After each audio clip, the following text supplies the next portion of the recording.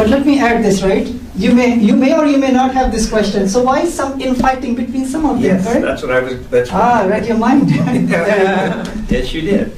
All right. Infighting is a human problem, not a Muslim problem. Infighting has been there with people of any faith or no faith. Within Hindus, infighting is there for literally centuries. It was a caste system. Infighting is there between some groups who call themselves Christians. You know, the 100-year war that used to be there in France and Germany and Europe. Infighting between the Catholics, the Protestants, the Anglicans in Ireland, South Africa, Europe, even now, by the way. So infighting can be because of historical vengeance. It could be because of oil and power and greed and lack of knowledge. Of all of these reasons, definitely not the Quran. The Quran says in chapter 3, verse number 103, 104, that all the Muslims should be united and not be divided. And we should be holding the rope of God, which is the Quran. Right? So Islam came to unify humanity. Yes, ma'am. I definitely agree with just about everything that you've said. I certainly appreciate and respect the Muslim faith and from the things that I've learned about it, but it goes back to what is happening in the world today and the things that we read about, the things that we see, and the things that we hear. And so, for example, I called a friend of mine this morning, not even intending to come here, but she lives in Paris, France. She's Indian by her ethnicity, her parents were born in India, but she was born in Paris. And she said, "Oh, come here for Christmas. I'll take you around to some places outside of France, outside of Paris." And this is what she said. She said, because they don't want to allow us to have Christianity in Paris anymore. This is what she said. The Muslims don't want us to have Christianity in Paris. So some of the Europeans feel like, oh, there are so many Muslims coming into the countries of Western Europe that they don't want to allow Christianity to flourish, which it doesn't flourish that much anyway in Europe. So what would your response be to that? My response would be, let's buy her a ticket and make her come here so she can listen to this lecture. Yeah, I'm serious. I would agree. Yeah. No, I don't doubt that. Just think about this, right? Muslims are like maybe 2% in France, maybe 10%, 5%. They're minority in there. They're not even into politics. It's not a Muslim president of there, prime minister of there, right? Okay. How can Muslims stop Christians or Christianity or do anything to do away with the constitution? The constitution of France, as I assume, give freedom to establish church and practice faith and spread the faith. How can Muslims stop anyone from doing that, by the way? You know, many a times we hear about this no-go Sharia zones. That means there's like fake news, right? About England and about in Detroit and Dearborn, that Muslims have this land around the mosque which is like Sharia compliant and no non-Muslims can come. But when news channels, when they went there, they found out that Christians, Muslims, Jews all were living together there. I mean, we can always expand on it. Even if Muslims, for example, for the sake of argument, suppose if the news is true, even then they're going against the teachings of Islam. Sure. Even if Muhammad, peace be upon him, if he allowed the flourishing of the synagogues and the churches when he was alive, when he was ruling, how can any Muslim go against that? So I think it's important for us to know that some Muslims, out of their ignorance, even if they are like doing anything bad, we should not judge all of Islam or all the Muslims for that example by the actions of a few misguided bad apples. You know, when I was in India, I used to hear so many negative things, right? Some things are true, some things are not. Like, for example, even if a person in any country outside of the US, if we hear some of the statistics of this country, for example, 93,000 rapes in this country each year, and this is only reported rapes. 40,000 suicides, right? Since 2001, 406,000 killings, 1,000 I'm saying, right? 406 killings. by shooting. Racism is rampant. But I would say to my Muslim friends, this is not a reflection of Christianity. If some people, if they follow Christianity, that means they are doing it. It's a human problem. We should blame those people. We should blame those laws. But we cannot blame that faith that they are supposed to reflect. So in case if that news is true, for example, even then, those are not the teachings of Islam. But I doubt if that news is true. I doubt. And I greatly appreciate what you're saying, because I feel extremism in the Christian faith, extremism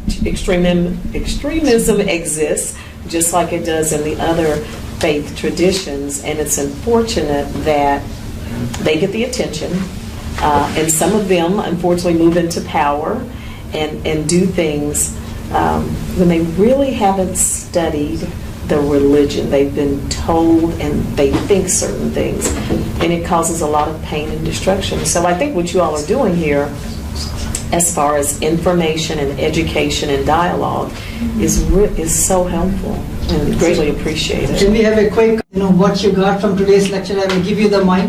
That will really help us. And also we want to have more such interactions in other libraries, in other churches and synagogues and mosques. And it's so important that if all of you can also invite us, or we can share education information, it will help us. So let's start from our pastor. That what have you gained from today's interaction, your testimonial for today? My name is Anna Shen. I'm pastor at Friendship United Methodist Church. I'm so happy, and I feel like I have an obligation to be present here to support your religion. And also, that's why I'm here, actually. And what I gain is every religion has a good thing to make our world beautiful, peaceful, and I think that's God what wants us to do. But we need to learn how to interpret, but to send the message to the world that we are working together. I hope I can hear from you the next step too. So probably that's our task to do. So I'm happy to be here. What have you learned? One misinformation that you came with that. Yes, yes, good question. Okay, jihad. Jihad is self-improvement and society improvement. That's I learned. Yeah. Okay.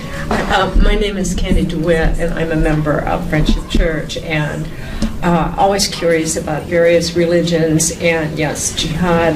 That turned around in my head, the meaning of that. Correct. However, the other thing is you always refer to the Quran, and I think you talk about all the versions of the Bible, and if people in the different sects and faiths and everything went back to their Bibles, that would make life so much more peaceful. Unfortunately, culture has gotten in the way of all of them. And unfortunately, Islam, the news really, I think, helps contribute to that too. So the biggest thing you learned today was about misinformation about jihad. Yes. Perhaps, right? Yes. How about women in Islam, by the way?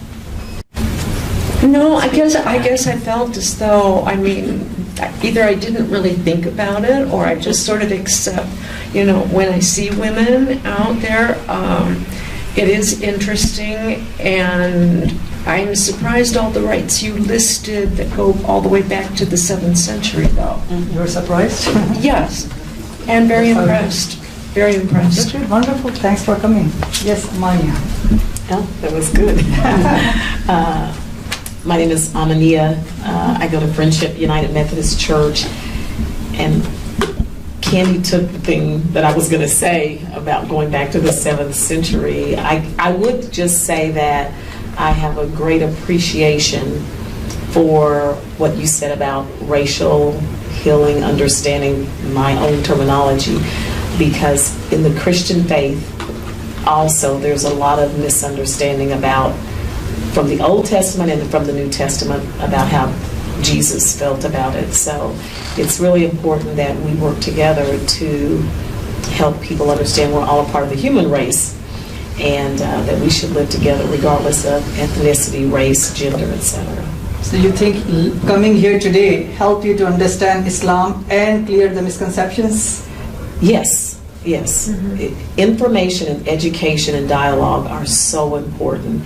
And you, in your conversation, you helped clarify the importance of understanding all the, the Sharia law, the going back to the 7th century, about the person in Northern Africa who they went to for understanding. And so I have a great appreciation for that. Good. Thank you. Thanks for coming. My name is Nafi Paquette. I too am a member of Friendship Church. I also was very, very interested in the historical part of Islam and the Muslim faith, and I was very, very, I was uninformed about women's roles in your faith, and I think you cleared that up very much. Okay, so thank you. Thank you. Thanks for coming. Yes. I think I still have so many questions in my mind, but the connection of the Islam with terrorism is something that's all we hear about. That and so it's so interesting to me to learn what is in the Quran and what that message is, and to just, I guess what I'm feeling is the hope that more people will understand that and accept that loving, accepting position that is really the basis of the religion. Okay, wonderful. Thank you. Let's have our sister here. Sister Helen. Yes, I'm Helen Agenia. I'm from Crest Hill, and it's given me a better understanding of Islam and a better understanding of the women, which I really had a misconception of. So, thank you. Thanks for coming. Would you like to say something? It's very nice meeting you all, and like always, Dr. Sabeel Ahmed did clarify a lot of conceptions in Islam, and I really appreciate and thank you all for coming here. Okay, big round of applause to all of you. Thanks a lot. 2 hours, 2.5 hours sitting here. Thank you.